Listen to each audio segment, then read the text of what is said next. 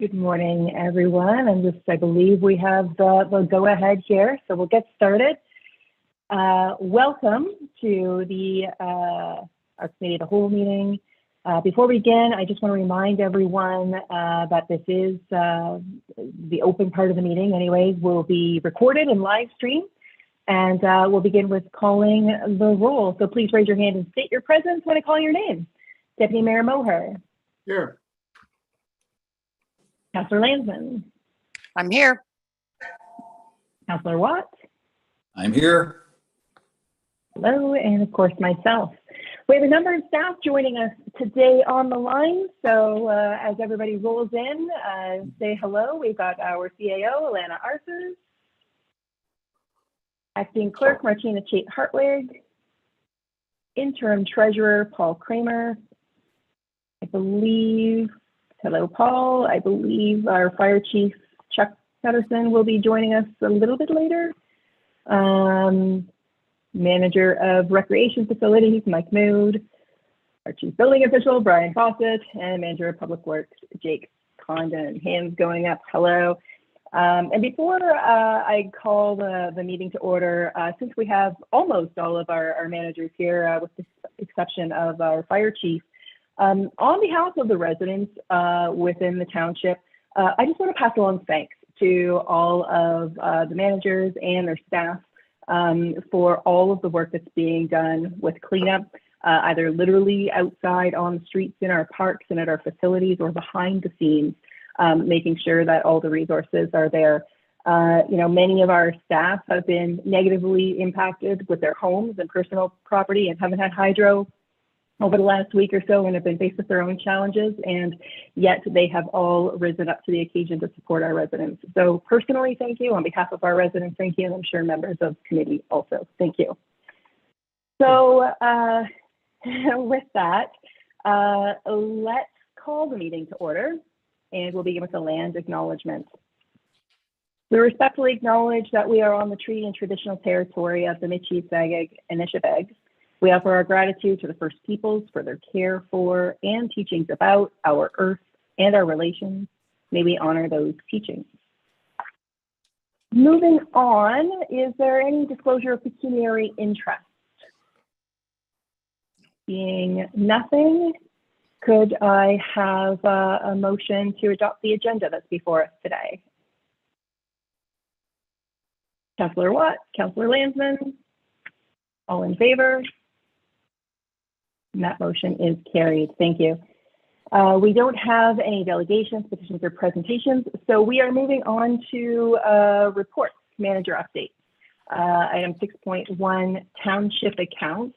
This item, just for context, was carried, referred over to Committee of the Whole from Council at our last Council meeting, as I believe certain members of Council had some questions for staff to address and wanting to go into this further. So I'll hand it over to our treasurer, Paul, to go over any, to answer any questions and go over any information received. But before you start, Paul, just to confirm, all the accounts that are in the report before us, or all the payables, these are historic. This is a report, they've been paid. It's not something that we're 6 months late on paying some of these people or anything like that. Is that right? Correct. Through you, Chair. So these payments have been made. What this is more of a summary of payments, and I do want to reiterate that all these payments are being made within the terms of our procurement policy. We have a certain set of guidelines that we need to follow. We have strict accounts payable processes in place in terms of approval through the manager, a review from our finance staff, and another review before anything goes out the door. So there is a comprehensive process in place. Obviously there's risk in any organization of error or mispayment, but we do have pretty good controls in place, in my opinion, to make sure that we are catching and we are paying appropriately and following our policy appropriately. Relevant to this is, and it'll come up in my departmental report, is we are looking at a software for our procurement process, and the county uses it, and some other municipalities in the county and across the province and country even use it. What we do want to do, though, before we implement that is review our procurement policy and just ensure that it's going to be in line with today's standards and also enable us to use the software. So there is going to be a review of that overall policy coming up. That could be an opportunity, to get that in front of, everyone on this call and for comment there. So with that said, I did receive some, about 10 questions related to the accounts from Deputy Mayor Moore. And so I think the easiest thing to do is I have a spreadsheet, which is not surprising to some, that I can share. And it's probably going to be easiest to address these one by one. And so if I'm going to share my screen, if I can do that.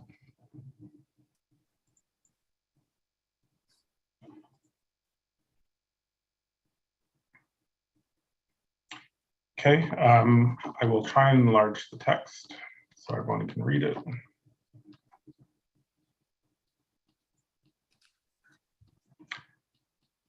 Okay, so the first question was regarding payments to SHRP Consulting. The question was essentially just asking for details on what these amounts of $1,000 or $1,017 were. And this is our monthly payment for our contract for HR consulting services with SHRP. The next one was a payment to AMO. The description on the report was that Main Street Rehab was not used.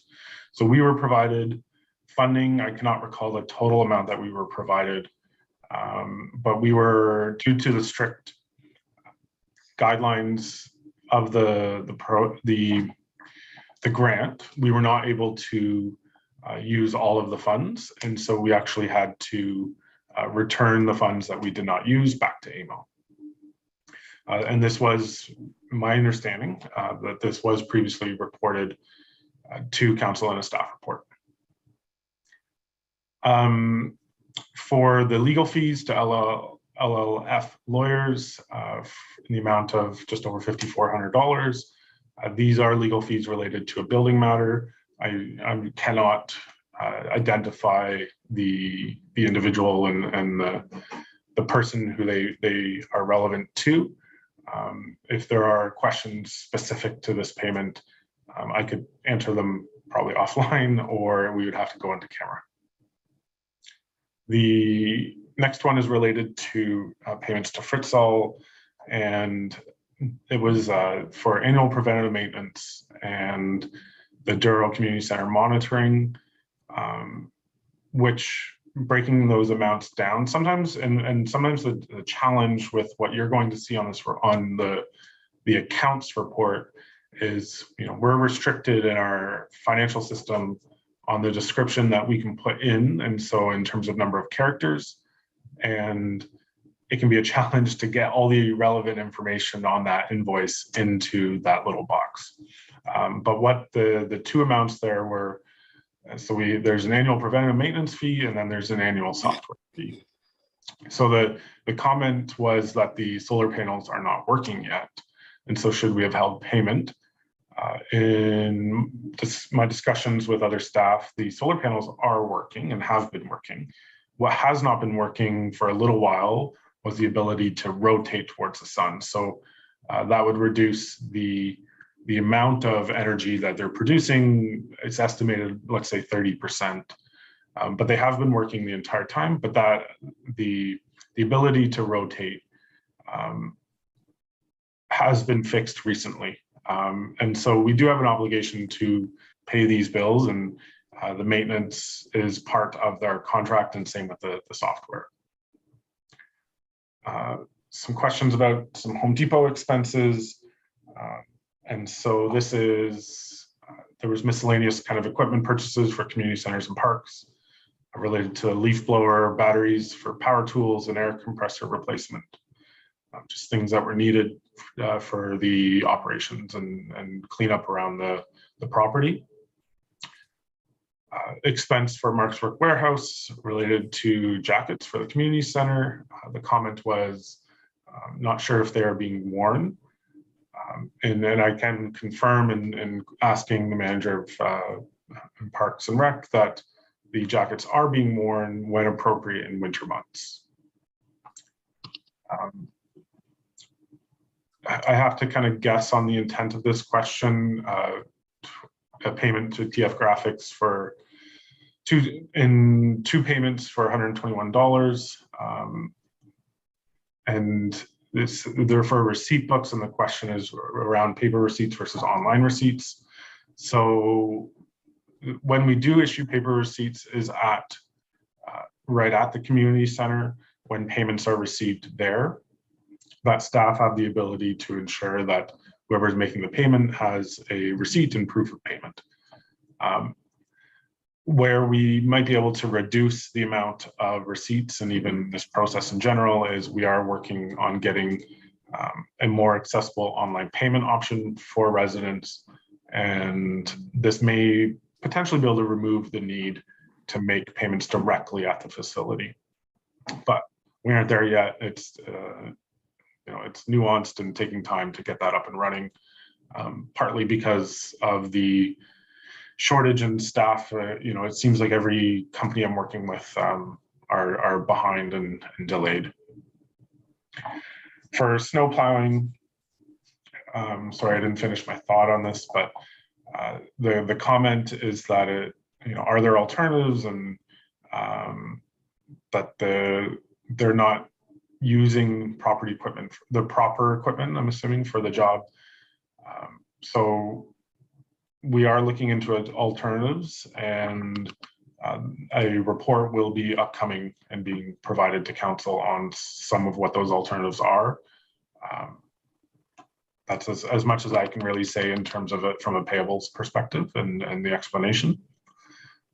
And the last one was a payment to Culligan for $527, asking if there's alternatives.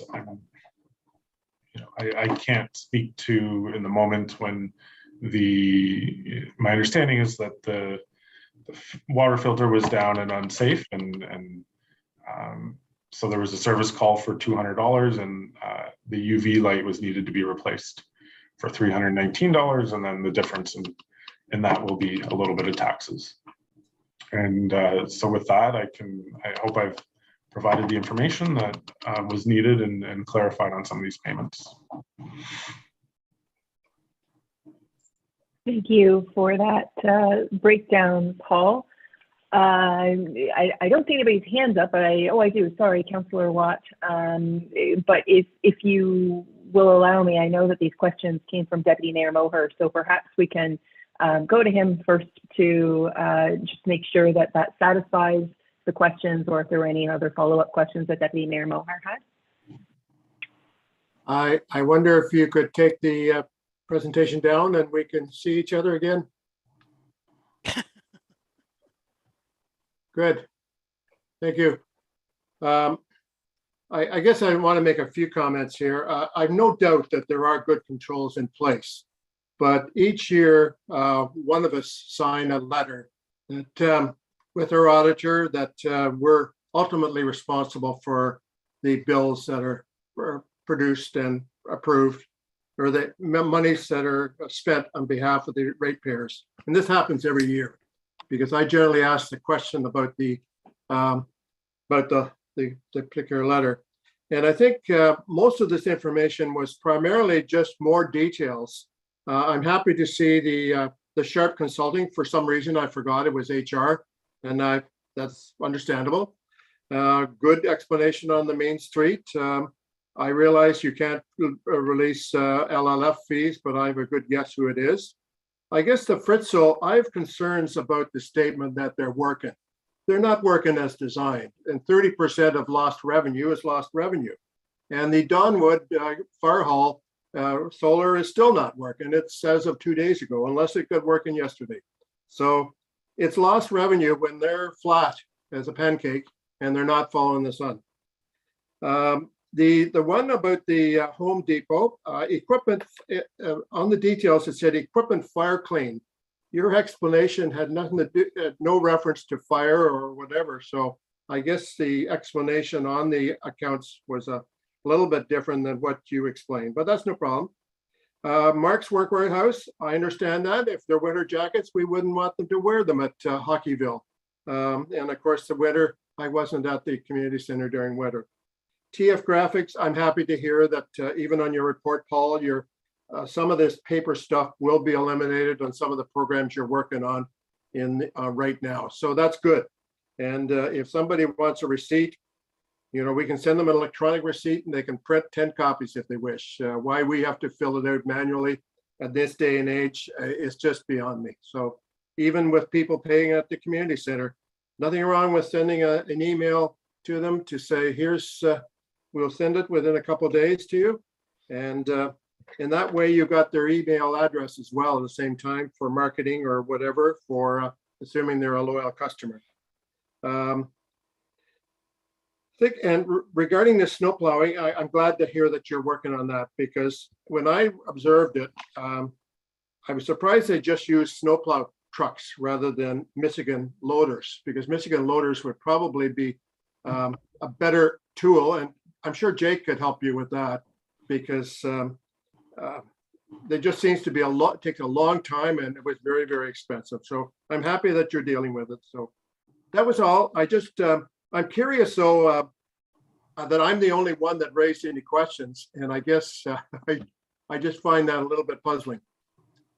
But I'll leave it at that. That's all my comments. Thank you, Deputy Mayor. I apologize, my camera is off right now. My internet just went down, but I can still hear and engage. And but I did, before my internet went out, I think I thought I saw Paul's hand go up. Did you want to follow up anything there that Deputy Mayor had said? Yeah, thank you. Through you, Chair. Just to clarify on the Home Depot one, there was a $20 broom, I believe, purchased for fire on this Home Depot receipt, and so that, you know, that is where we get into, you know, the description is hard to capture everything, and I was trying to discuss just the bulk of the purchase. So the description was community center equipment, fire equipment, cleaning, or clean, and so that's where, you know, I think it was a $20 broom or something along those lines. No problem. And, you know, when we get the same multiple things on one invoice and we're trying to break it down into multiple departments and try and capture that description the best we can in a broad sense, that will at least tell us somewhat what it was. Thank you. Great, thank you for that. Councillor Watt, your hand was up earlier. Do you still have questions on this? Yes, I do. Thank you very much. Hopefully your internet comes back on quicker, but it is what it is. Paul, I just had a real quick one, and it really was so minute, I didn't really think it was a big problem, just asking at the meeting here, but Home Depot interest charges. Now, it's in the one line, it's $41 and change, stuff like that. And I know I used to run into them where I work too, so I got, my policy was paying 30 days, but their policy was 45 days or vice versa, kind of like that. So I'm wondering, is that what the case is here? Is it just something we missed? In this specific case, I would have to look into it. As small as we are, we still have volume, and so it's hard for me to for every you know, payment that goes through off the top of my head. So I can definitely get back to you on that, though.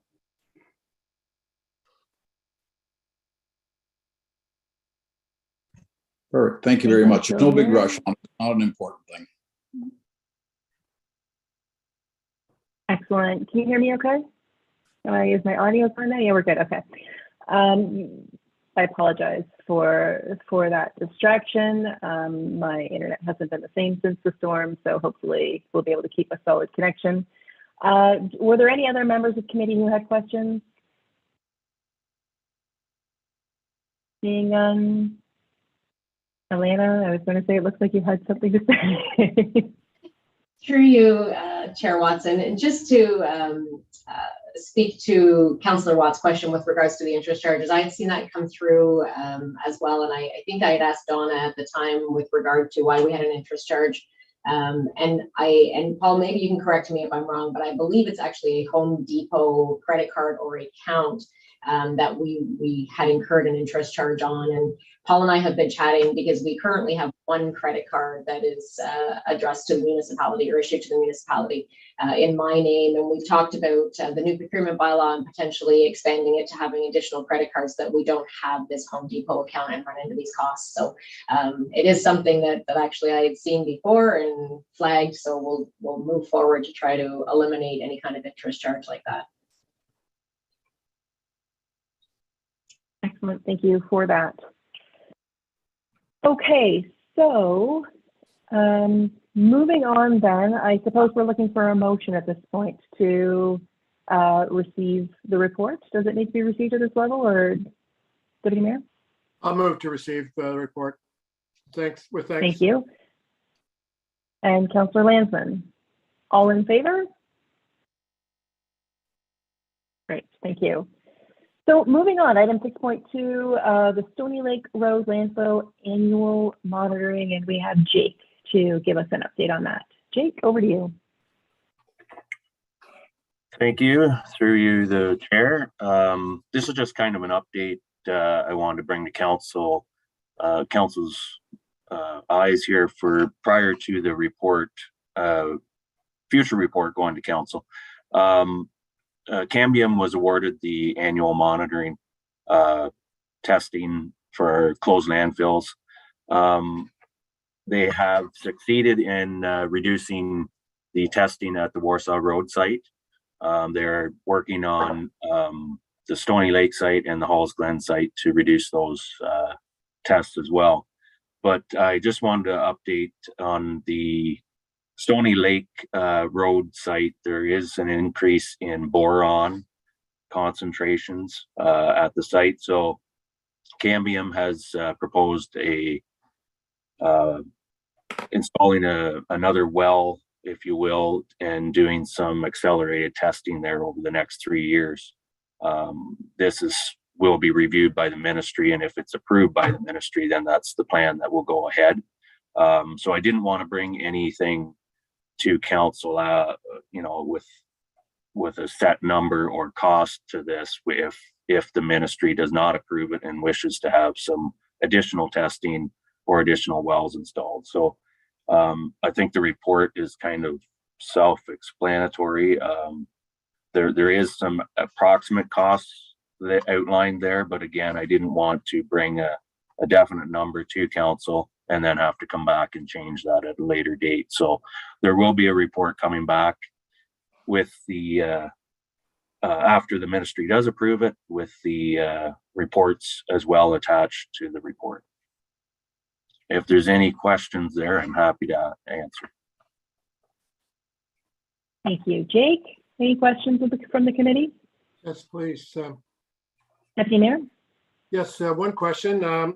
Thanks very much, Jake, for the report. It's good to hear that the testing of the Douro site can be greatly reduced. Is there any ballpark of annual savings that could be realized by the reduced, or will you have that with the report going to council? Yes, I will bring that through you, Chair. I will bring that back with the report, the final report with the regarding the water monitoring. Okay. And one further comment I'd like to make, Madam Chair, is, if possible, is this was reduction in the tests was initiated by council way back when, I think a few months ago. So that's a good thing, that when we overlook at costs and so on, that we do bring some value to, even though, we look at the costs very, very closely at the staff level. This was one that was initiated by council. Thank you. Thank you, Deputy Mayor. Any other questions of Jake on item 6.2? Saying nothing, could I get a motion to receive that report? Councillor Watt. Councillor Lanson, all in favor. And that also is carried. Jake, still with you. Item 6.3, your Public Works update. I'll let you go over some of the highlights. I'm sure we've all read the report before I hand it over to committee for questions. Jake? Thank you, through you, the chair. As you mentioned, it's everything's pretty much outlined in the report. I will highlight some additional things since the storm has come through. We have hired 2 local contractors to help with the cleanup. They're loading the debris onto our trucks, and we're transporting it from the roadways to the transfer station for disposal.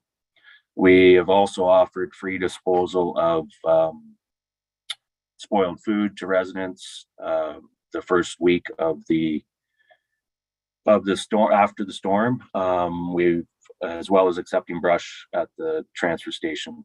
That first week after the storm, we did extend the hours at the transfer station as well, and opened on days that normally were closed. We are back now to regular hours. However, we are still accepting the brush at the site. We also hosted the road supervisor meeting at the community center, Douro Community Center, in May. We had a good showing of local townships there, and it was the first meeting after or post-COVID, I guess you could say. We as well hosted our hazardous waste day on May 28th, this past weekend, at the Halls Glen transfer station. It was a success as far as I was told by staff. And we were kind of geared up for gravel and calcium prior to the storm to get moving on that, but we are going to be delayed. I just want to let council know that we are going to be set back a couple of weeks here before we get these roadways cleaned up from the storm. If anybody has any questions. Great, thank you for that. Jake, Deputy Mayor? Yes, Jake, I just wanted to thank you and your staff very much as well, because you did make a big difference, and that's been very much appreciated by our ratepayers to get some of the trees cleared so people could get down the roads and to repair their lines. So thank you very much. And also, just a quick question. Your brushing looks great. There's a lot of winter brushing before the leaves come on that you were able to get done. You had to be ahead of your schedule a little bit, or was that not the case?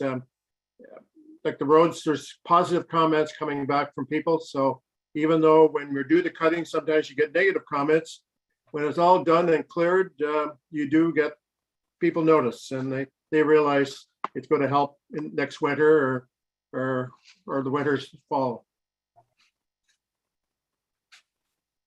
Thank you, through you, Chair. We were on schedule. For the brushing was all completed as stated in the report. However, just our transition period now over to trying to get our roads graded up to get calcium on them.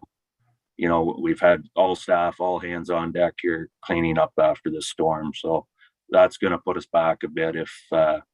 If you do get some phone calls, hopefully residents are understanding with what we're up against here.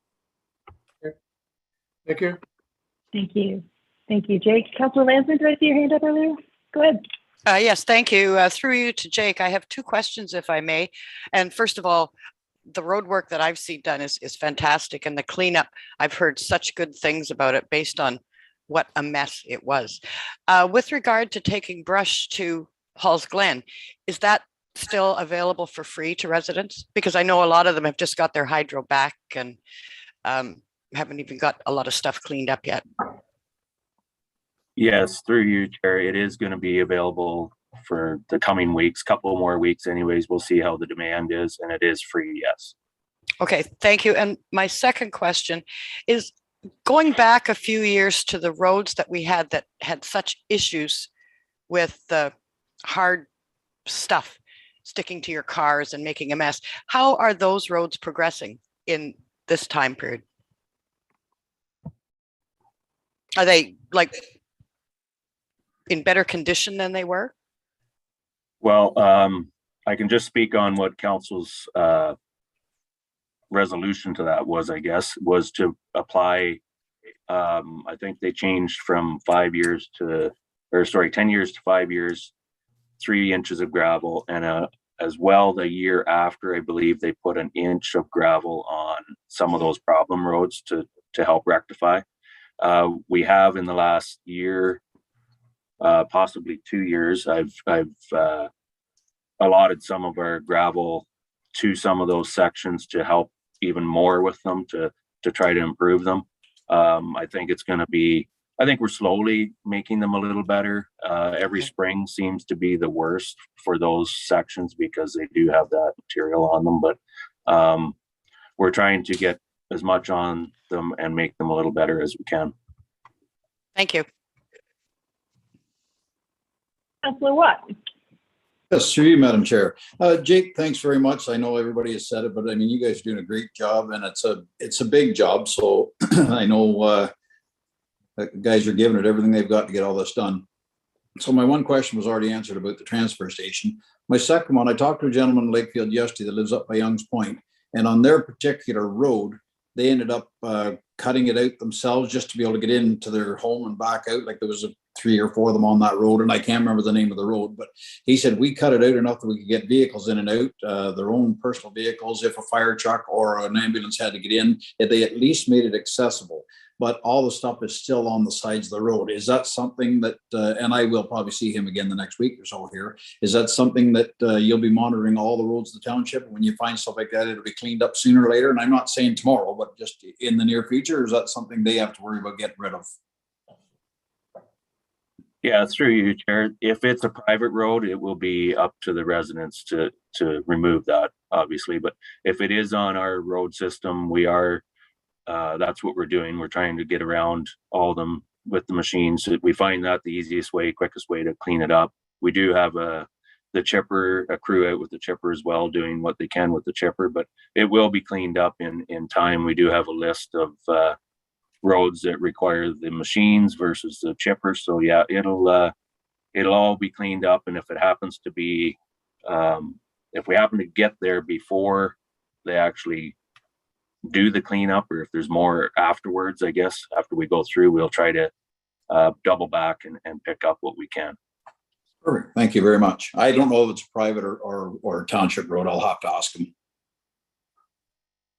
Thank you for that, and thanks for that question, Councillor. Jake, I do have one question, again, related to the storm cleanup. With respect to the transfer station. So I understand we've gone back to regular hours at Halls Glen. We're still accepting brush. Of course, there's brush. People can drop off brush at the county facility as well, as long as they're still accepting it. Is there an opportunity to offer residents additional garbage bag curbside pickup beyond the 1 bag for those who haven't been able to either get to the transfer station to deal with food waste specifically, or I understand some residents immediately after the storm missed their pickup. Either they didn't get it out to the curb on Monday or Tuesday morning, or the collectors didn't get to the road because of safety concerns and such. So are we doing anything to accommodate residents there, or additional tags at no charge or anything? I believe if they're not picked up due to road conditions or unpassable, they'll pick the second bag up the following week, as far as I understand. However, maybe Alana or Martina can speak on that, but I believe that's the process. If they've been missed due to road conditions, whether it be the winter time or what, they pick the second bag up the following week.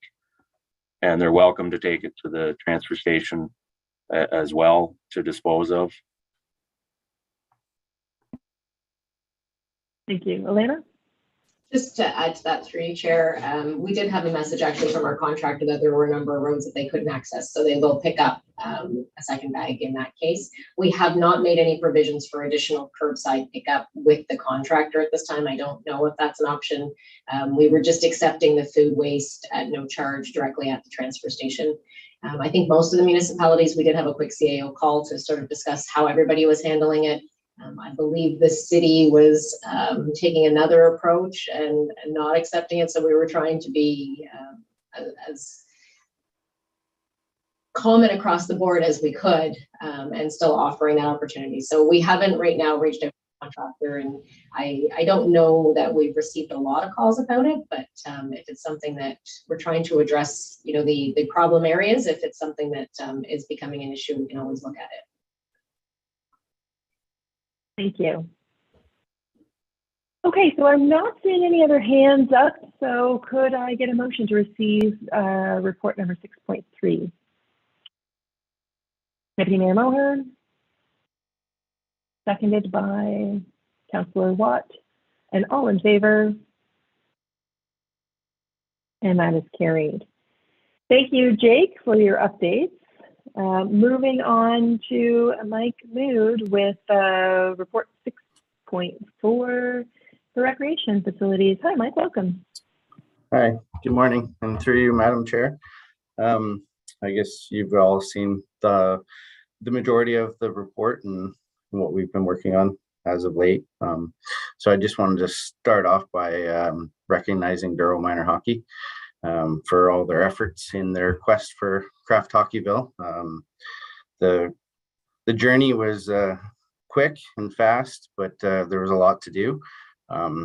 They provided Craft Hockeyville provided very short timelines in between everything. So it was a lot of work for minor hockey and ourselves to pull all that together. And I feel like it went very well. And we were able to secure top 4 placing, and the township will receive $25,000 for arena facility upgrades, and minor hockey received $10,000 for equipment. So it's very nice to see. Also, with the summer months ramping up, we've got all of our portable washrooms out in our park placements. I think we have a total of 11 portable washrooms throughout various parks and at the boat launches. Also, we did our interviews for full-time labor and lead labor, and the 2 people have accepted. Steve Trenham will be working as our lead laborer, and Alan Mann as our laborer. And unfortunately, Alan was supposed to start this Monday, but due to the storm, he had an accident. So we're hoping he has a speedy recovery and can join us as soon as he can. So last year, we purchased a number of items for our baseball diamond grooming. And this year we were able to utilize all of that and get the fields in working order. Some of the infields were in dire need of re-grooming, and so far we've done all the diamonds and they've been started to be in use. We've had a lot of compliments on how they look this year versus previous years, so that's good to hear. With the South Park, we had that work for the tile drainage last year. The field was great this year. It was nice and dry. The grass, we were able to reseed, roll, and aerate it to get it up and running. And again, a lot of compliments on how that facility looks. Lately, we've been working on the park assessments from the storm. Majority of our parks fared fairly well, other than the north and south. We had a few trees down. One tree down at one of our cemeteries that we look after.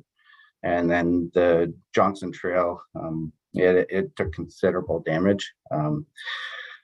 So myself and the manager of Public Works, we did walk the trail. We identified all of our issues. We did talk to a contractor about coming in because there is some trees that are outside our scope of expertise. So but it'll be some time before they can visit that site because they have a lot of home residents that they're looking after right now. Also working with the Public Works Department, we were able to complete the back dam parking lot to assist with the overflow parking. It did create a lot of additional spaces for people. So I think that should help with the congestion this summer. Also, with events, we've had a number of events in the last 2 months, but in all of our parks and summer and ball hockey, it's all just starting to ramp up. We have seen an increase in usage and requests for all of our sports fields, which is great to see. Typically, the Legion baseball diamond was never used. Now it's used 5 to 6 days a week. So it's good to see all these increases. So happy to answer any questions. Great, thank you. Mike, and I see Councillor Watt, you have your hand up. The floor is yours. I do. Thank you very much to you, Madam Chair. First of all, Mike, congratulations on your promotion. I'm sure you'll look after us very, very well.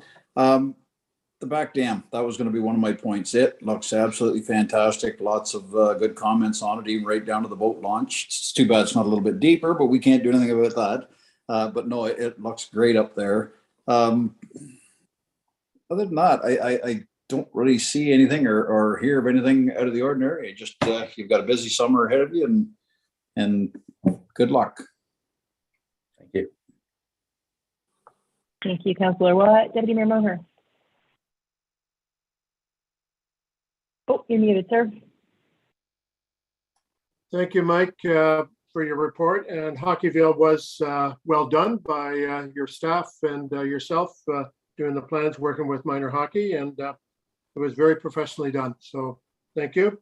And it's also good news to hear the 2 names that have been hired. Both those people would be good in my opinion. They've worked there part-time for a number of years and do provide positive vibes to me anyway. Regarding the Johnson Trails, I assume the park is closed because a lot of these trees with this most recent wind, the top has been toppled, but it hasn't come to the ground in certain cases. It's still up there and it could come down while people are walking by it. So it's closed. Assuming it's closed, is there a timeline when the company will be there? Or could we get a timeline so that we can put a little bit of pressure on them, because that park is well used, as you well know. And I'll just leave that with you. I don't need an answer now. You probably may not have a timeline. The third item, or what I want to mention, is the 2 spruce trees in front of the Douro Community Center, I think have come to their natural life. They've been there 40 years. They're blue spruce. And having lost a bunch of blue spruce at the similar age along the front of my property over the storm, I think it'd be nice. They're encroaching on the building there a fair amount that could be causing some building damage eventually. And it'd be nice to even get some couple new blue spruce there to replace them, but they've been there 40 odd years. So I'll leave that with you. Thank you.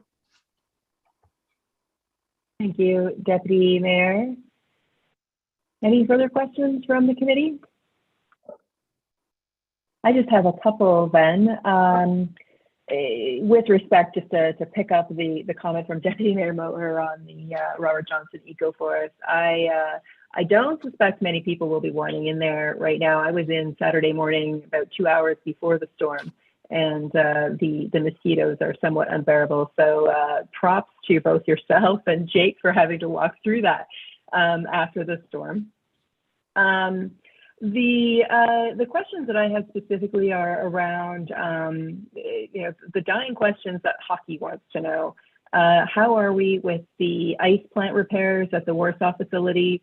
And also, will we have French fries at the Douro Community Center with the fire suppression system repairs that I believe are impending? Can you provide an update on that? Thank you, Madam Chair. For starters, it is scheduled to have the work done at the Warsaw Community Center. It will be done closer to the end of July, August timeframe. They do have a number time-sensitive jobs that they have scheduled prior to us. but we will be looked after, and they've ensured that we'll be ready for the startup. As for the suppression systems, we're still looking into a few options, just in the sense that some of the work that needs to be done is considerably higher than what we originally anticipated. The fire situation is relatively straightforward, but we're trying to coordinate the upstairs kitchen suppression with at the same time. So myself and Chuck are to be looking at some options that we can go ahead with for the Wellington room upstairs, but that will be addressed before we start up in the fall. Great, thank you for that. So could I please get a motion to receive Mike's report, item 6.4, please? Councillor Ranson, seconded by Deputy Mayor Moher, and all in favor. I'm frozen and I can't see anybody's hands. There we go. That I believe that was carried. Thank you. Now, and thank you, Mike, for your report. Now we'll bring in Brian Fawcett, our Chief Building Official, I believe, item number 6.5. This is a new addition. It's a verbal report for this, as I'm sure you can understand. I think Brian's been quite busy, and I'm sure you'll give us a bit of an update on that, Brian. Thank you. Through you to the committee. So yes, this year it's been exceptionally busy. We're up until, I'll say, before May 21st, we were already exceptionally busy, processing a very high number of permits, actually on track to probably exceed last year's volume, which was double or triple any previous year. So in terms of the number of permits we've issued, everything this year is we're up to about 120 permits so far, which is about, probably if we continue on this way, we may be looking at 250 to 300 permits, but the value is still quite high. We've actually, I believe, pretty close to have made our budget allotment already so far this year. So pretty much from this point on, everything's into reserves. So the number of permits that we're processing, we are still meeting our legislated timelines. We can always improve in terms of getting these things out better. And so staff, myself, Leisha, and Don have met recently to improve our workflow processes, and that's should be new policies taking effect starting for June, which will be the middle of this week. So we're looking forward to that, and that'll help really to streamline things and provide better feedback for people as they go through, and better define the roles of each of the staff members. Moving on with the storm, obviously there's a significant amount of damage throughout the township. A number of folks lost buildings entirely. There's still some folks that aren't able to return home right now. So we're working as diligently as we can to help these people with whatever they need. And obviously right now it's very challenging. Insurance companies are very backed up. And as Paul had alluded to earlier, it seems like everyone everywhere is short-staffed, and that's certainly being a challenge for our ratepayers getting in contact with their insurance companies, it seems, because a lot of them haven't even had claims adjusters come out yet to look at any of the damage, and so they don't know what to do. They don't know if they should proceed with demolishing the building because they don't want to do anything until insurance comes and looks at it, but they also have to carry on with their lives, and so it is very challenging for folks. And so we've set up a custom page on our website, and also there's a survey, which is a form collection tool that we're using so that we can track and assess all of these damaged properties and work together to get people the answers they need. And so we're working on that. We do have staff in from other municipalities that are helping, other building officials from other regions that weren't affected, and so they're in. And we had one in last week. We have another one in this week, and they're making some of those initial site visits to talk to folks and just let them know that we're here to help, and anything they need, just to reach out. Thank you for that, Brian. Any questions from the committee? Councillor Watt. Yes, thank you. Through you, Madam Chair. Brian, our last council meeting, I guess I kind of alluded to the fact that maybe staff could talk over, maybe council could make a decision, whatever, on costs on building permits for something that's totally storm related compared to something that maybe I was thinking about doing a renovation and all of a sudden this has just prompted me to go ahead and do it because there was some minor damage and do it all at once. Or you also said that some insurance companies pay for some of this stuff. Was there discussion on that yet? Like, I don't want to see people getting a whole pile of cost on something that was totally beyond their control that we can help them out with. Yeah, certainly.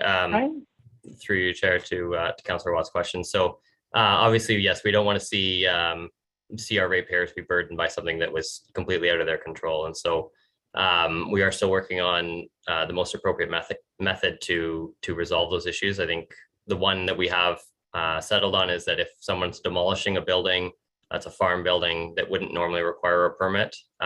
If they do apply for and get the permit, then that will assist them later on because they don't have to do the impact form for removing that from their assessment, which can take longer than just processing the building permit. So that would not be charged. There'd be no fee for that permit. In terms of the other fees, as we mentioned before, most of them are covered by insurance. And so at the end of the day, I think the insurance company will make right what the person where they're at. But the bigger question is, what do we do in the interim where somebody's having to upfront these fees until they get settled by their insurance company? So, and I think that's something that we need to look at, whether we do an abnormal approach to saying like a delay permit fee collection where we could potentially receive the fee prior to closing out the permit, because by then they should have their insurance settlement. So we'll just have to see how that goes. We've been working on getting all of these processes in place and trying to be as fair and reasonable to everyone so that we apply the same rules to everyone and not cherry pick. So. Thank you for that. Deputy Mayor Mulher. Thank you. Thank you for your report. One question I have, communications with the applicants has been an issue in the past, and I know you're making changes there to look at that. Part of those changes that are being considered or being looked at, and you probably had to put that aside for now, will there be a way for applicants to check online for their building permit to find out the status of it without having to rely on an email or a telephone call? Yep, through you, Chair, to Deputy Mayor Mulher. So there is already a way to check. It just people don't seem to be checking appropriately. So what we've realized is that we, in the system that we use, it's not as clear from an outsider looking. It's very clear on our perspective where the application is, but we discovered where the confusion lays for the applicant, that they see their application sitting static because there's a bunch of stuff happening on our end. And so we've found a way to modify our process so that will be more clear for the applicants moving forward, and that's part of all that whole process. And so, yes, it did unfortunately have to take a very brief backseat, but we're still very much on track to get these processes working as efficiently as possible. That's good news. Thank you. Certainly does sound like a good process improvement to help with communications in that area. Any further questions from members of the committee? Seeing nothing, could I please get a motion to receive Brian's verbal report? Councillor Watt. Deputy Mayor. All in favor? That motion carries. Thank you. Moving on to our, where are we? 6.6 Treasurer's Report. Paul, you should be in the background. Welcome back. And of course, I'm certain that members of committee have reviewed your report. So if you want to give us a high-level recap, and then we can open the floor to questions, please. Sure. So let me just make sure I have it up here. For some reason, I thought fire was in front of me. Through you, Chair. So some of the highlights from our department, just a quick update on the year-end audit. We are 90% there. It's really, I noted here, and I'm working through it, all the tasks and items related to tangible capital assets. They're taking a little bit longer than I anticipated. a little bit of learning curve in the system. And so I've had to kind of, do some research and some learning on my own. And, we need to get that right, and, some balancing challenges and all that. So working through it, it's in progress, and soon. As much as everyone else wants to see it done, so do I. So just in terms of updates with the grants for Canada Summer Jobs, we had applied for 5.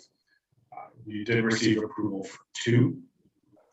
We don't get feedback in terms of why we didn't get the other 3, other than they say they have a criteria that changes year to year in terms of what they're prioritizing. And the fact that we weren't successful, obviously those 3 students that weren't successful didn't meet their priorities. I do want to note that there is still a process in place to hire some of the office students that were applied for. Now it's anticipated at this point in time, and then since I wrote this, it may have changed. I haven't followed up with the hiring manager, but it is anticipated that 1 student will work full-time, and then the other will kind of have some other commitments, and so would work part-time, both for 12 weeks. And we do feel that there I have done some analysis to ensure that there's some salary and wage gapping that will allow for these students to be hired within the budget. And then just to review some of the projects that have been happening in our department.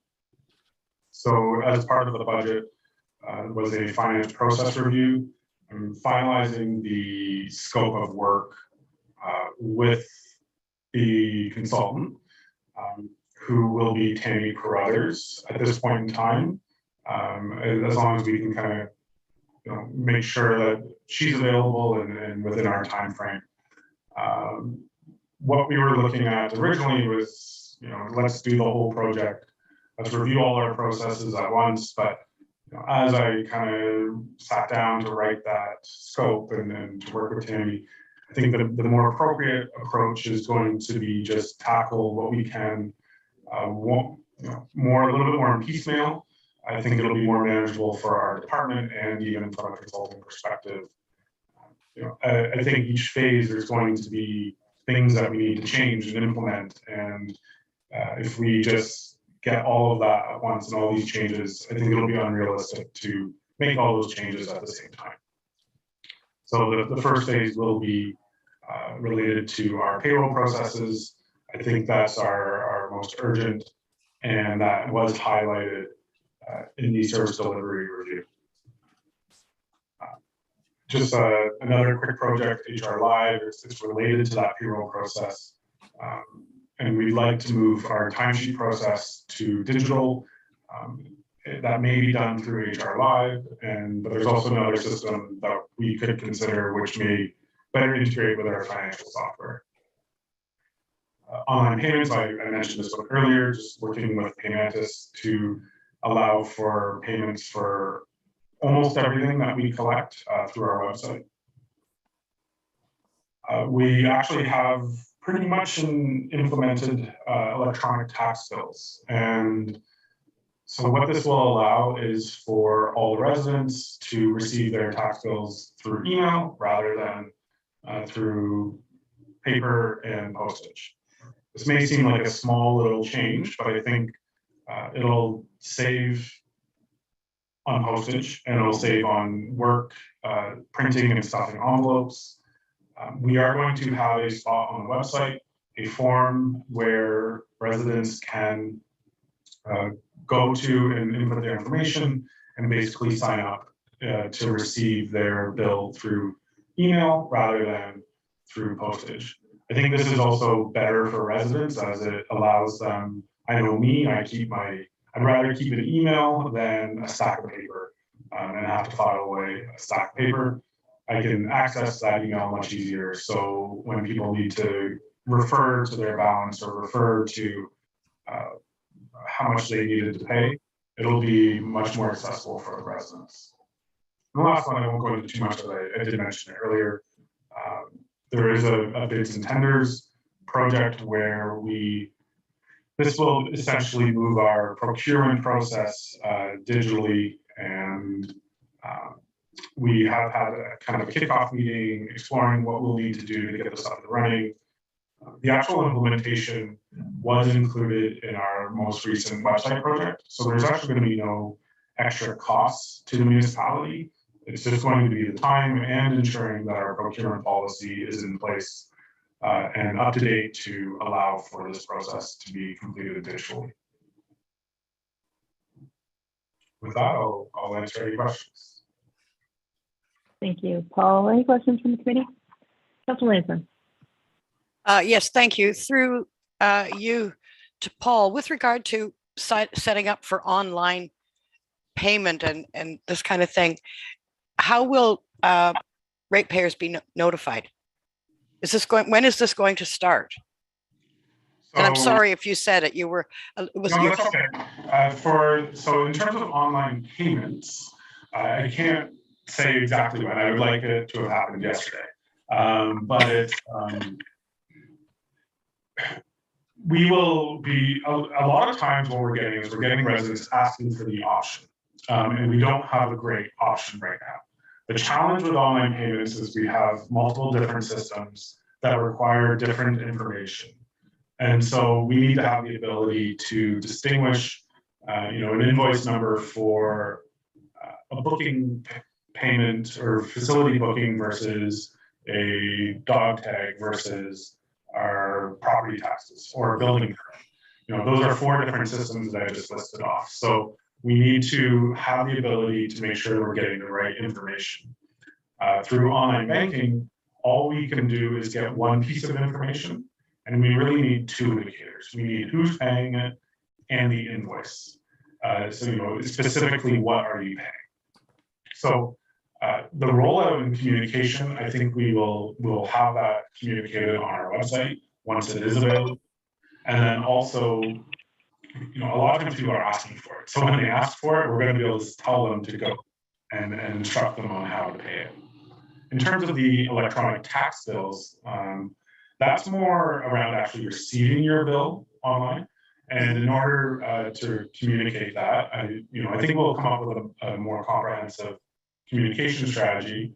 We're actually printing the bills this week, so it's not really going to be in place for 2022 bills, but we do hope to get it in place and active for the 2022 interim bills, which will be mailed out in January. The first part of our communication plan is that we have put it in our newsletter that goes out with this year's tax bills, and just to get the ball rolling, get the information out there. But again, I think it is a fair point that we could probably get the word out there. I wanted to make sure it was up and running before we really tell people that it's available and to communicate how to sign up. Thank you. Thank you. Paul, Deputy Mayor. Thank you, Paul, for the report. And certainly there's some of your initiatives here. I like them. I encourage you to keep going with the electronic business here. It's the only way to go for running a business in 2022. One thing that I think we've been a little bit backward on is we allow people to pay their taxes via Visa, but we charge them a fee. I think we should look at waiving that fee. And like in this day and age, where else do you get charged a fee because you happen to use Visa? It's a way of doing business in 2022. And I see it as the expense of running the business. And if it makes the customer or the client happy, so be it. People want to pay Visa because they get travel points, and travel points add up in time, and that's a good thing. So I like the initiatives. I noticed you're moving ahead with the 2020 audit. Is the 2021 audit right behind it, or are they doing it at the same time? Through you, Chair. I'll tackle the visa issue first. There's a lot of different opinions. I feel like I have worked in quite a few municipalities. This comes up everywhere I work. Taking visa payment for taxes, and the argument that people collect points for it, Visa's still coming out on top, and, That's true. there's the fees associated. So if we do want to remove, we're looking at 1.75%, and that's, if we allow for that, we're going to have to, look at I'm not entirely sure what percentage people would pay, what percentage people would pay through their visa, but we will need to adjust our levy accordingly to reflect just to give the people the option. I think we do have lots of options for, and as I'm going through even the options for building permits and all the other options, is ensuring that we have a way that is a lower fee than a 1.75%. The argument that other businesses, don't charge that is reflected in their pricing. That's built into when they're budgeting, when they're reflecting how much money they're going to be, their expenses, and that's not currently how we do things. It's not that we can't, but we do allow for online payments through your bank. You can go into a bank and pay, and you can come in person and pay. You can send checks, you can drop them off. We allow for a lot of ways for people to pay that would not incur additional expenses to the municipality. And so, the other side of it is for sure the point you made around this is how everyone else does business, and there's an expectation that that's how we do business. But we are different, and we can definitely explore that, but we would need to adjust our levy accordingly.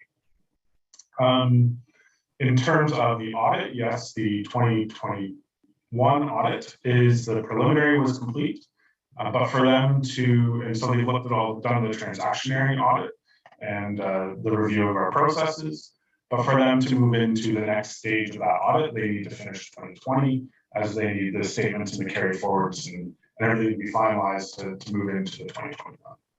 But yes, it is intended that right when we finish 2020, we will move immediately into 2021.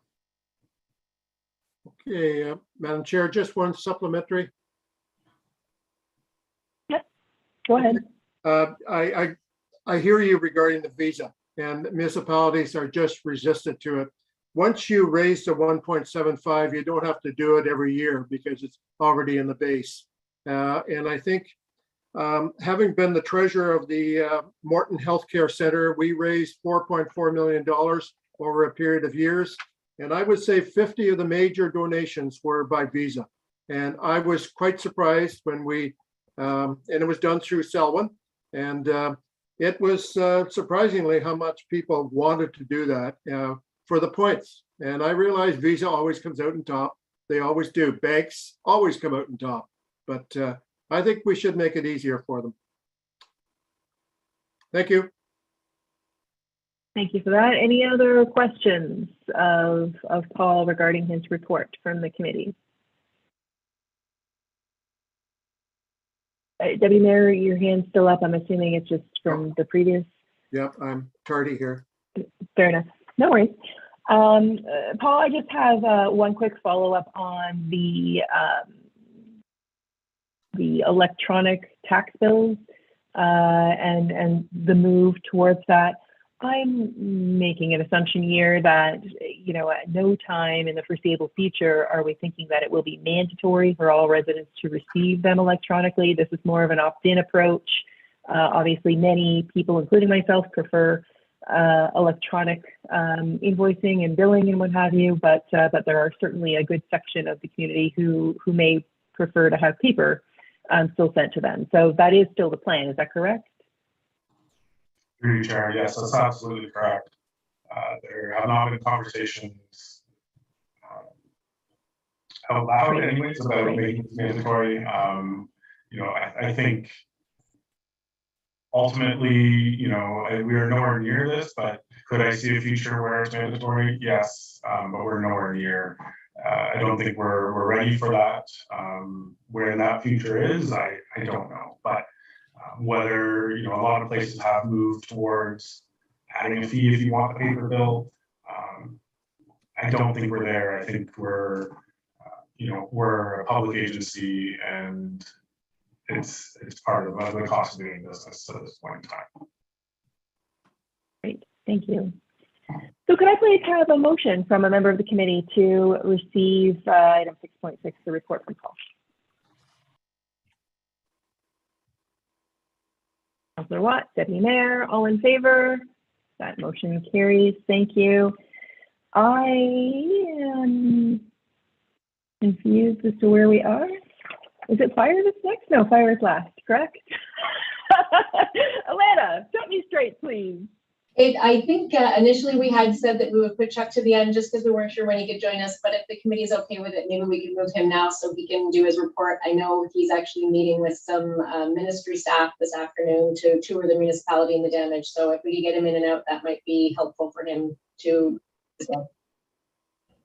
Sure, I'm sure that the committee will be okay with this slight agenda change. So 6.9, we're going to move up to now, and we will bring our chief onto the line.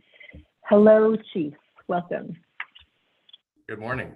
Thanks for fitting me in here. And sorry I've missed some of the meeting, but it seems to be a meeting day. Anyway, I won't go over my report in detail, but it's exciting to have some public education back in the community. So we were able to put the Swim to Survive program for the grade 3s back at both schools. So it's nice to be able to do those things after 2 years of being locked out, if you will. I do want to say, I guess, if there's questions on my report, I'm happy to answer those, but due to the recent storm activity, we'll have to say that, just a thanks to our firefighters and our public works staff to the response of the storm, communicating and coordinating together. I think we had over 40 roads we had to clear at least one lane, and then working with hydro. So we had every challenge that we could throw at us. We get these emergency exercises that you think that'll never happen, and it did. Between communications and paging and internet and cell service and everything else. So just want to make sure that you're aware that they did a super good job at mitigating this storm as best we could. Now, obviously, we're still in a recovery phase, and that'll be primarily public works continuing with cleanup and into the building department with the impact of the storms. But anyway, they all pulled together and did really well. So I just wanted to put that little kudos out to them for the good job that they did together.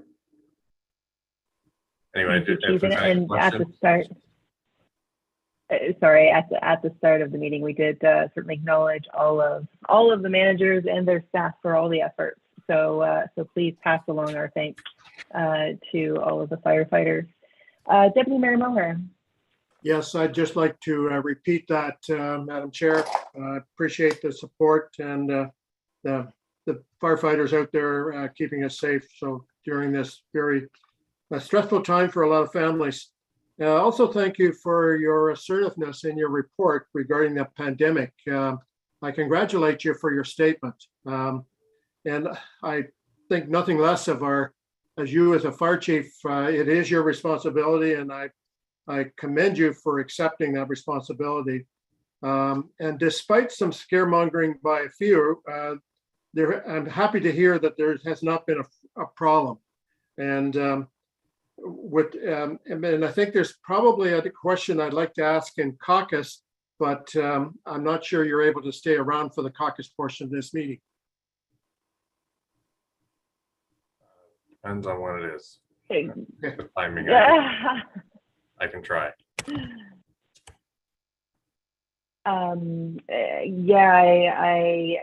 I believe that it might be something that we would perhaps want to make sure that we have on the agenda. I know we do have an item in caucus, but it's not reported as an item, whatever your item may be. So Deputy Mayor, perhaps we refer that over to our council meeting? No, Madam Chair, it is on the agenda. It's the last paragraph of the fire chiefs. It's relating to that subject.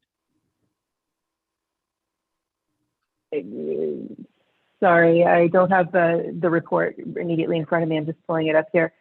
The agenda, though, has only one item identified for closed session. And that's what I mean. That's not identified as a closed session item for the fire chief. It's a different matter. But I'll defer to the clerk for some direction on this, please. Through you, Madam Chair. What we can do is, I believe I know the nature of the discussion that Deputy Mayor Moher is referring to, so I can have that listed on the closed session agenda for the June 7th meeting for a fulsome discussion. Does that satisfy what you're looking for, Deputy Mayor? No, it doesn't, but I'll accept it. Thank you. I appreciate that. Any other questions of our fire chief regarding his report? I have but one, and if you referenced in your report, Chief, the firefighter certification legislation, I know that was something you brought to council a few meetings ago now, and I did see something that a modified version had passed, but I didn't go into the particulars. High level, good, bad, ugly, more to come. Could you give us a quick update on that, please? Sure. So yeah, it was changed from a lot of the feedback that was received. Maybe not quite to our satisfaction, but there was some changes that will help with the implementation of the certification. We are waiting for some follow-up from the ministry that they promised us on a little bit more detail, kind of on the details of what this legislation exactly means and how we can achieve it.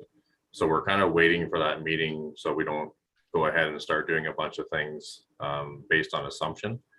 But once we have those details, I think we have a pretty good framework of what it's going to look like, but just trying to figure out exactly how to navigate and where our gaps are. So we look forward to those meetings, and hopefully we'll have those back and be able to give you a full update on the impacts. Thank you. Okay, could we get a motion to receive Chief's report item 6.9, please? Councillor Lanson, seconded by Councillor Watt. All in favor? And that motion carries. Thank you, Chief. So moving back up to clerk and planning report, Martina, item 6.7, for those of you who are following along on the agenda, item 6.7, I think. Yeah. Martina, over to you. Thank you, Madam Chair. Yeah, you're right. 6.7. It's actually 6.8 now because of our agenda Jenga, we'll call it today. So okay. I won't review the report in detail because I know everyone's read it over, but I just want to highlight a few items. As I'm sure you've all noticed, we have been having quite a lot of meetings as of late. So our department has prepared 4 regular council meetings, 3 special meetings, 3 planning committee meetings, and 2 committee of the whole meetings in April and from April to May. We've also been working on all of our election procedures and plans for the October 22 election. There's been a variety of website updates. We held a candidate training session on April 27th in conjunction with the city. It was quite well attended, and we have noticed that quite a few people are watching the recording, which is available on YouTube for anyone who is interested. As well, the deadline for all of our procedures and forms is tomorrow, and all of that information is ready to go if there's any questions. They are the clerk's purview, so they are ready and reviewed, and we're quite pleased with how I think it's going to be to roll out. On the planning department front, we've also been quite busy over there with various inquiries and applications. As always, we've been doing pre-consultation meetings. You'll see a report coming up to council shortly about a new piece of legislation that's rolled out by the province. It's called Bill 109.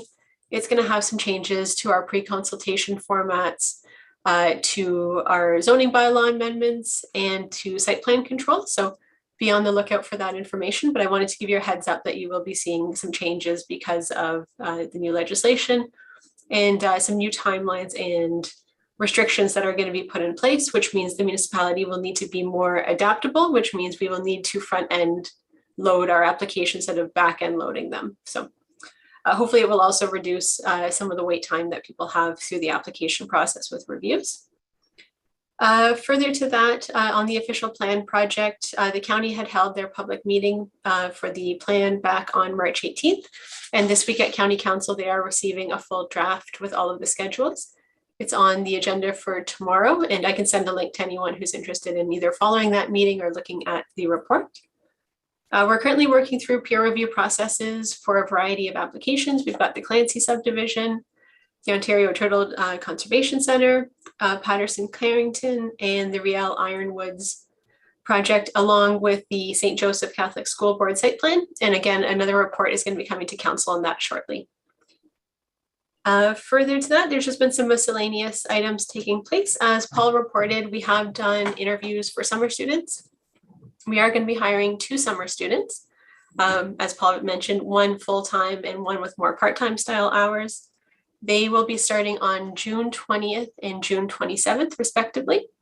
And we will, those students will be working with the clerk's department and the building department and the planning department throughout the summer to get some special projects done and to give them a wide variety of employment opportunities and experiences so they can move forward in their careers.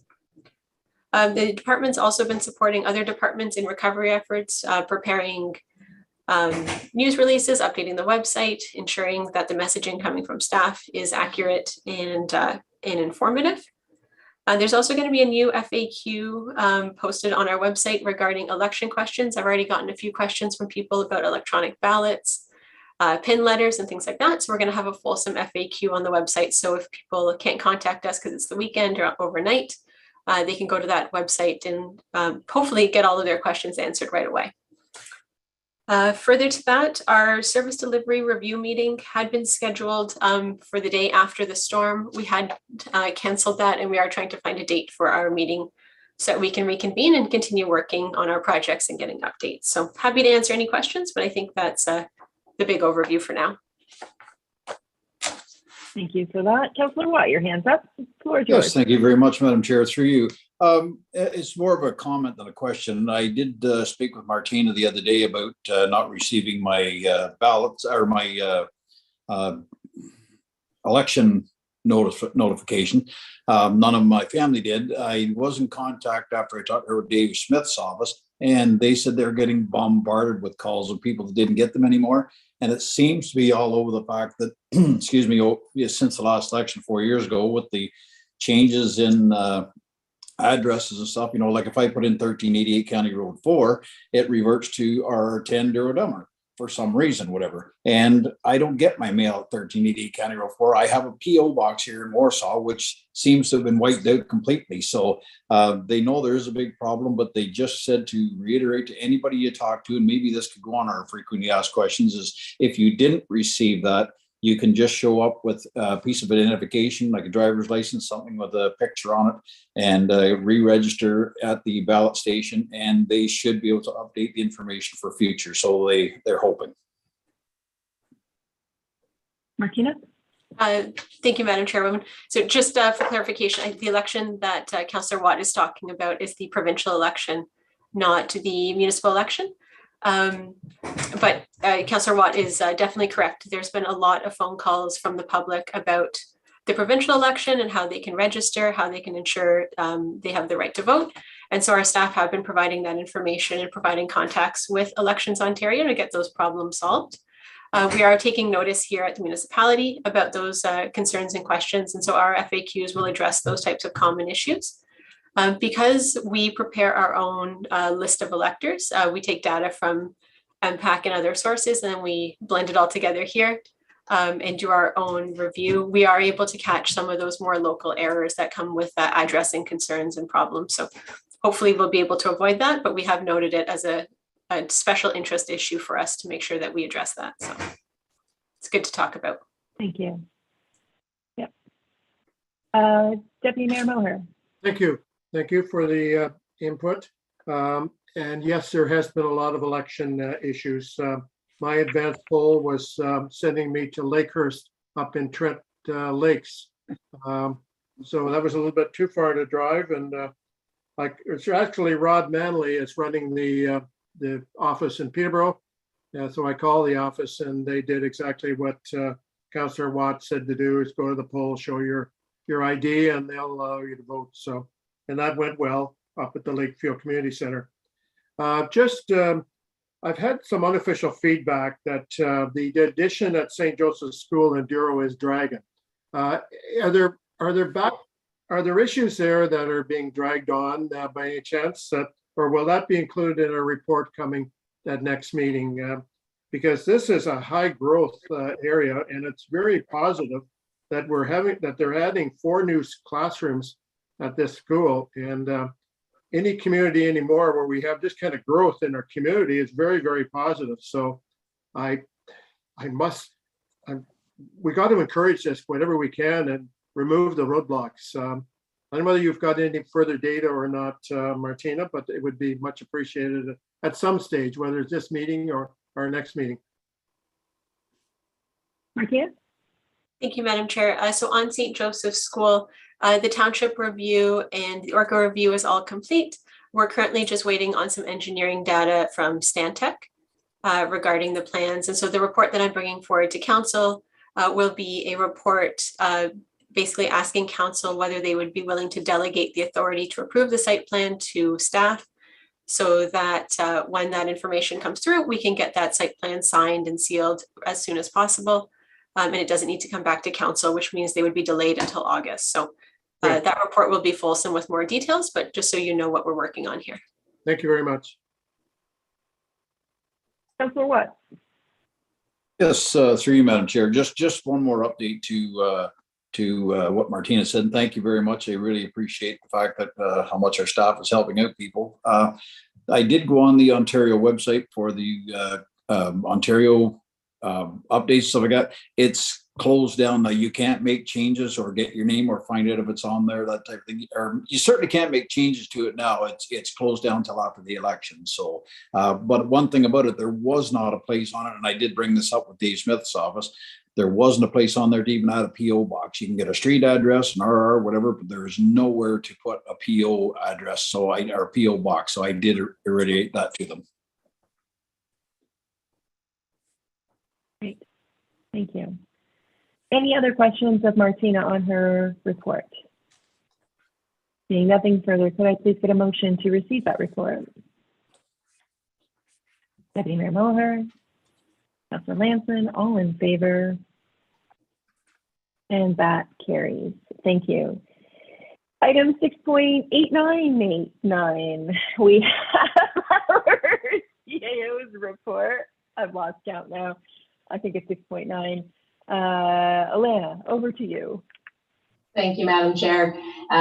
Just really quickly, I guess on a positive front, it seems that we have pretty much come through COVID. Definitely have had something else to talk about this week.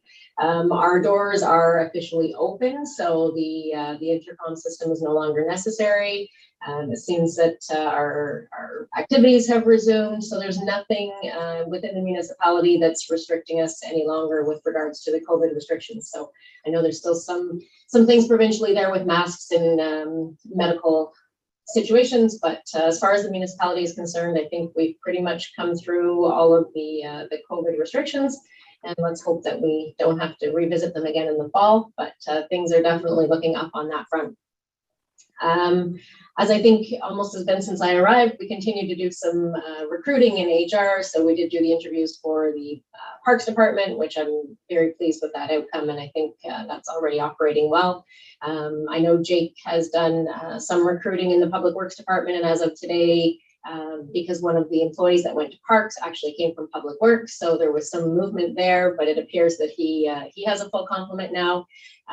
Obviously the summer students that Martina spoke about, and we also have recently finally signed on our new planner, which I will send out a formal announcement when she arrives, but Christina Coulter is coming to us on June 27th.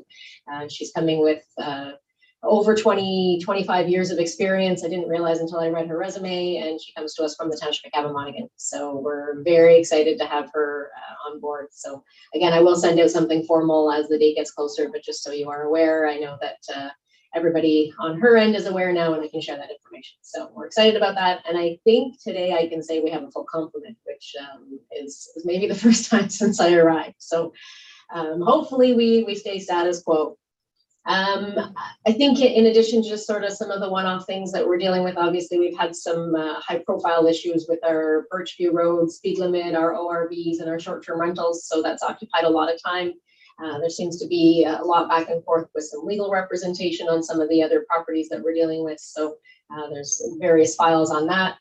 And then, of course, the storm. And I just want to say I do appreciate all of the comments that have come from council. I am extremely proud of our staff. They came together when they needed to. You know, our manager of public works, our fire chief, our CBO, they were all here first thing Sunday morning. We met, we came up with a plan.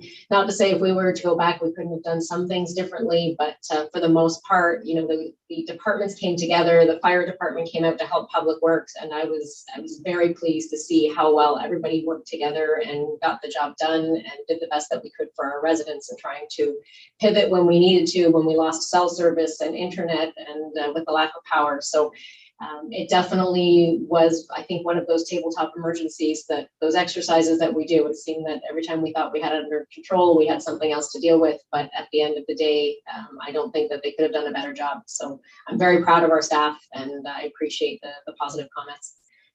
I think I'll leave it at that unless anybody has any questions. Any questions from the committee? Councilor Lansman. Thank you. Through you, just one question, Alana. Your report says almost all of the pandemic restrictions have been lifted. Is there nothing, according to what you've just said, there's nothing left in our office that is any restriction? Just so I'm clear. Through you, Madam Chair. For the most part, the only thing that we still, initially in writing this report, we did have the doors still locked using the intercom system, and we were still advertising the passive screening. But we've pretty much eliminated that as well. We were somewhat restricting some in-person meetings, just gradually, trying to be mindful. Obviously, there's some advantages to doing things virtually, but I think at this point too, if people want to come in, we're more than happy to get them into the office. So okay, thank you. Thank you. Okay. Any other questions from the committee? Seeing nothing further, could I please get a motion to receive the report? Councilor Watt, seconded by Deputy Mayor Muller. All in favor? And that carries. Thank you. Okay, so moving on past the manager's updates, item number 7. I know that's item number 7. New business to be requested for next meeting. Alana, I believe you're probably just looking for input from committees to items that we want to see on the agenda. Is that correct? Madam Chair, yes. So members of the committee, I believe we're scheduled to meet again in August 9th, to be specific.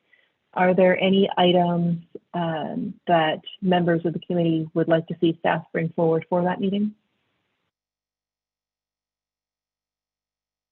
Deputy Mayor?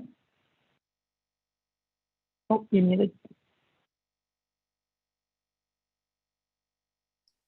Since we're pretty well closed for July, is the August meeting almost too soon? Would it be better to have it September the 9th or whatever?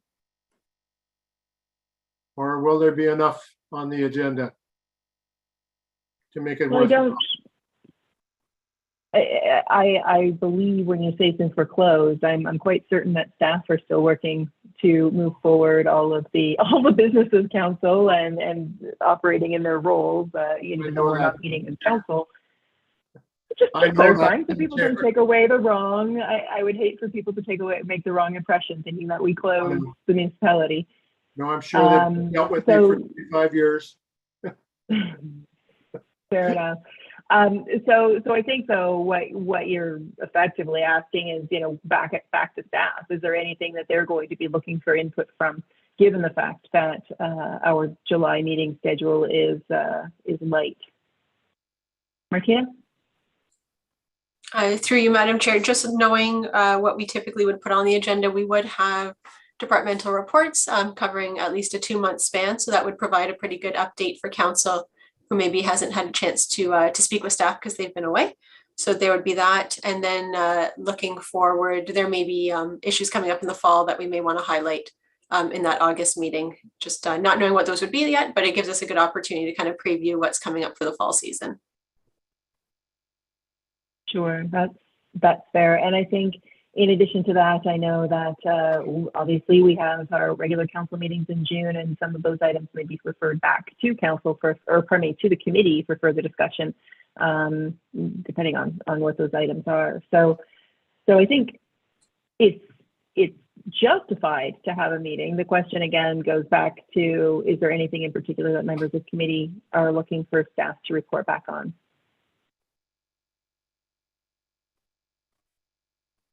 I'm not seeing anything. So obviously, I'm sure staff will take some recommendations or requests leading up to as situations evolve before August 9th. So please be aware of that. Moving on then to item number 8, we're going into closed session. I'm just looking for due to a proposed or pending acquisition or disposition of land by the municipality or local board. So could I please get a motion to go into closed session? Councillor Lanson? Councillor Watt? All in favor? Great, and we'll give the clerk an opportunity to stop the recording and take us off live when you say, Martina. Just take one moment, please. Thank you.